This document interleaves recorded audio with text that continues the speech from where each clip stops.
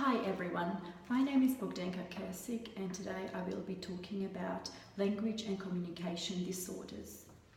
Language and communication disorders refer to problems in speech and related areas such as use and function of the lips, tongue, jaw, teeth, and the hard and soft palates. Communication disorders include an extensive variety of problems in language, speech, and hearing. Speech and language impairments include articulation problems, which affect the action of the organs of speech in producing the speech sound. Also, voice disorders, such as phonology, which refers to sound system of language, as well as fluency problems, for example, when children are stuttering and are having difficulty in using words. There are a number of causes that may affect language and communication. These include loss of hearing, brain injury, mental retardation, physical impairments, and neurological disorders. But very often the causes are unspecified. These students are usually really difficult to understand.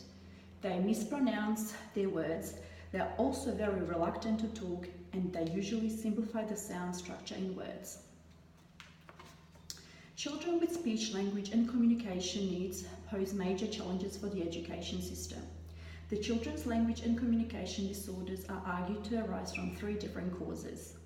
There are children with primary speech, language, and communication difficulties, where language difficulties occur in the absence of any identified neurodevelopmental or social cause.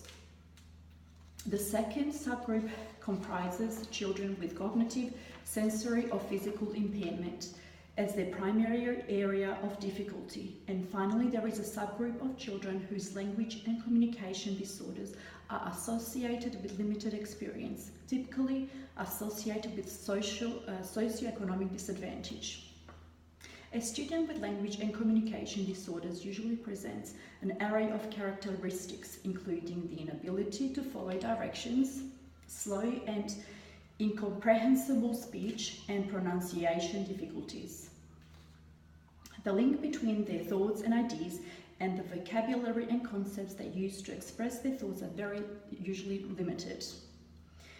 A language and communication disorder is usually presented with an inability to understand or use words in context, both verbally and non-verbally.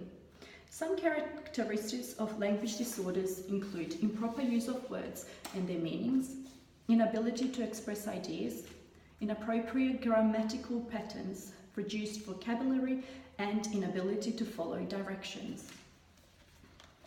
Oral language skills are the cornerstone of literacy skills, both reading and writing. Moreover, certain kinds of talking, such as discussing, collaborating, and problem solving, help children with academic subjects. Fostering good communication skills in classrooms can be challenging. Teachers need to understand the ways in which children develop their receptive and expressive language skills. Be able to monitor classroom interactions and respond by altering the classroom context to support the development of oral skills. Effective strategies on how to help and support a child with language and communication difficulties need to be put in place in order for every student to reach their potential.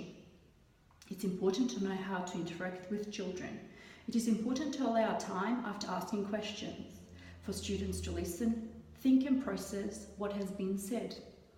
Some students with receptive have expressive language or articulation difficulties need time to respond in class. Provide time, model to the class how to wait for someone to respond without unconsciously showing body language that suggests you are waiting. So demonstrate, use gestures, pictures, or anything else visual to help them understand. Clarify. Ensure they understand your instructions by asking them to repeat what they think they have to do. Use shorter sentences and simpler language instructions. For example, you could say, finish the sentence you're working on and then pause. Put your books away. Pause. Then get changed for PE. Say make instead of produce. Finish instead of complete. Give specific praise about what you've done, what they've done well. You really joined in well there, or well done, you got dressed all by yourself today. Praise for effort is useful. Provide a sufficient pause for the student to process the instruction and respond. Some students, once they begin, may need time to complete their statement.